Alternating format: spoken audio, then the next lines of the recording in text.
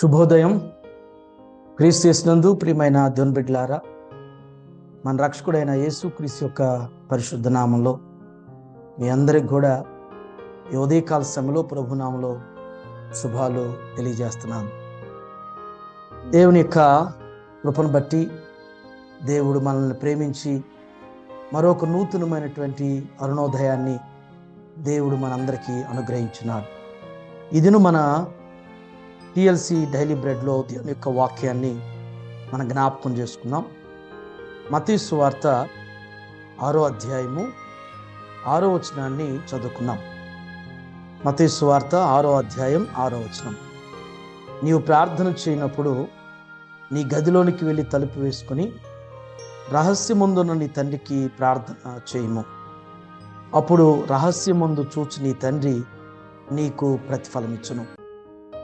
దేవుని బిడ్డలారా, ఈ ఉదయకాల సమయంలో దేవుడు మనందరికీ జ్ఞాపకం చేస్తున్నటువంటి శ్రేష్టమైన మాట మనం చదివినటువంటి భాగంలో 2 విషయాల్ని ఈ దినం ఈ ఉదయకాలం దేవుడు మనతో జ్ఞాపకం చేస్తున్నాడు. 2 విషయాల్లో మొదటి విషయం ఏంటంటే రహస్యమందు చూచుచున్న నీ తండ్రి. ఇది మొదటి మాట. రహస్యమందు చూచుచున్న నీ తండ్రి.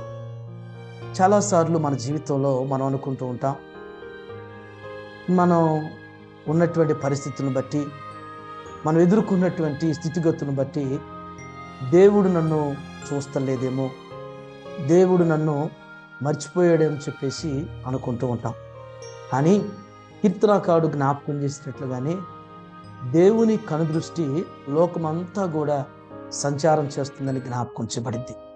కాబట్టి మనం ఎక్కడున్నా, ఏ స్థలంలో ఉన్నా, ఏ పరిస్థితిలో ఉన్నా, ఏ స్థితిలో ఉన్నా కానీ దేవుడు మనల్ని చూస్తున్నాడనేటువంటి సత్యాన్ని మర్చిపోవద్దు. దేవుడు ఈ దినం మనల్ని చూస్తూ ఉన్నాడు అనేటువంటి విషయం జ్ఞాపకం చేయబడుతుంది. రెండో విషయం, ఈ భాగంలో రెండో మాట ఏంటంటే నీకు ప్రతిఫలం ఇచ్చును.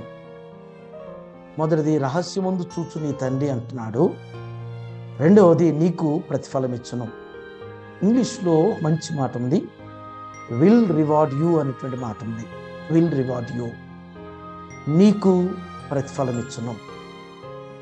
నిన్ను చూచుచున్నటువంటి దేవుడు, నీ స్థితిని చూస్తున్నటువంటి దేవుడు ఎప్పుడు ఏమి ఇవ్వాలో, ఎక్కడ ఇవ్వాలో, ఎంత ఇవ్వాలో దేవునికి తెలుసు.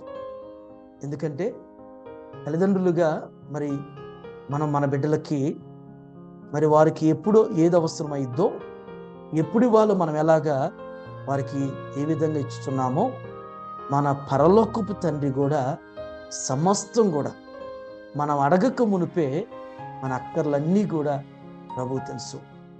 ఈ దినం ఏ అవసరతలో నీవు ఉన్నా కానీ, ఏ అక్కర్లో నీవు ఉన్నా కానీ, ఏ పరిస్థితుల్లో ఉన్నా కానీ నీకు ఎలాంటి ఫలం కావాలో, ఎప్పుడు కావాలో, ఏ విధమైనటువంటి ఫలం, ఏ అవసరత నీకున్నదో నీ దేవునికి, నీ పరలోకపు తండ్రికి తెలుసు అనేటువంటి సత్యాన్ని నీవు మర్చిపోవద్దు.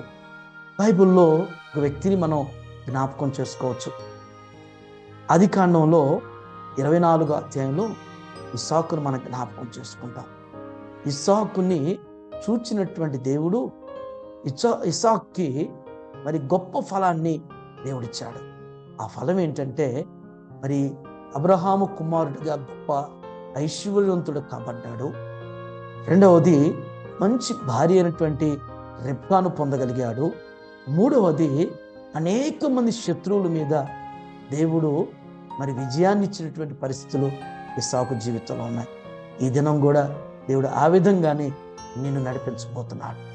దేవుడు ఈ విధంగా ఈరోజు నీకు సమస్త విషయాల్లో మరి నీకు దేవుడు సహాయం చేసి మంచి ప్రతిఫలాన్ని దేవుడి దినం నీకు అనుగ్రహించబోతున్నాడు. ఈ ఉద్యోగంలో, ఈ యొక్క వ్యాపారంలో, కుటుంబ జీవితంలో, మరి బిడ్డల యొక్క స్టడీస్లో దేవుడి దినం అంతా కూడా సహాయం చేస్తూ నడిపిస్తాడు. చిన్న ప్రార్థన చేసుకున్నాం.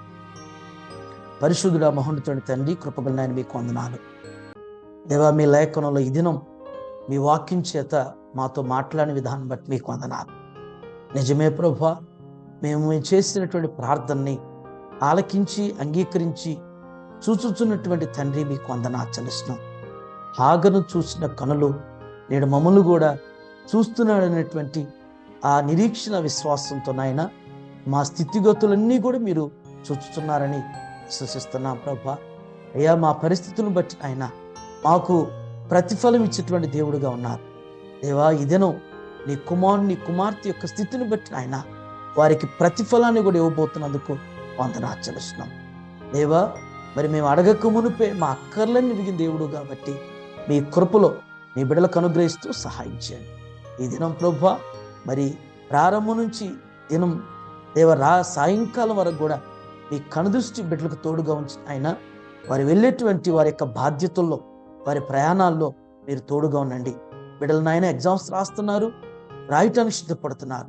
కావలసిన మంచి జ్ఞానం బిడ్డలకు దయచేసి ఈ దినమంతా నాయన మీ యొక్క కనుదృష్టిలో బిడ్డలు మీరు నడిపిస్తూ కాపాడమని యేసు నామములో ఈ ప్రార్థన మీకు సమర్పించున్నాను తండ్రి. ఆమేన్.